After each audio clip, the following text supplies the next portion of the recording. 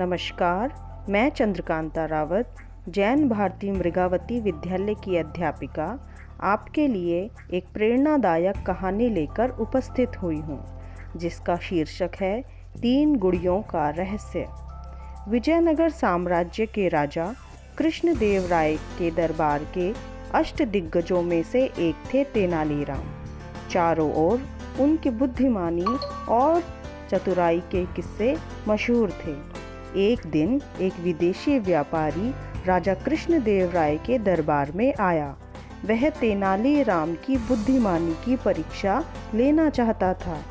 उसने राजा को एक जैसी दिखने वाली 3 गुड़ियाँ दी और उनमें अंतर बताने की चुनौती रखी।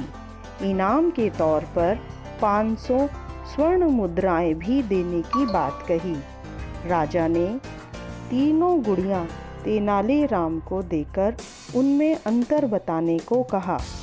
तेनालीराम ने तीनों गुड़ियों को ध्यान से देखा और कहा, महाराज, इन तीनों गुड़ियों में से एक अच्छी है, एक साधारण है और एक बहुत बुरी है।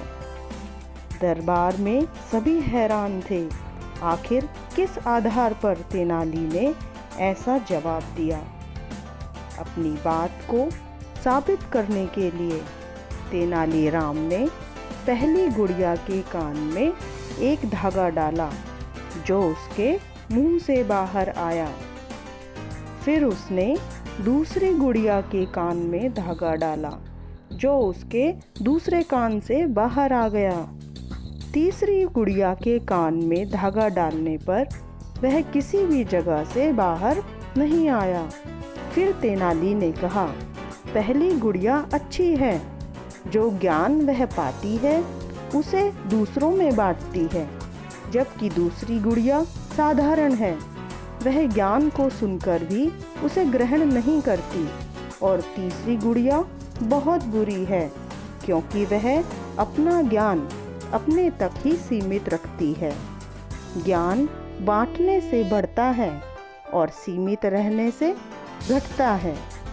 तेनाली का जवाब सुनकर राजा और दरबारी सभी खुश हुए। उस व्यापारी ने भी तेनाली की चतुराई की प्रशंसा की।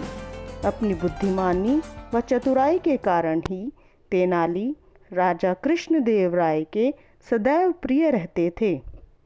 आशा करती हूँ आपको कहानी अच्छी लगी होगी। धन्यवाद।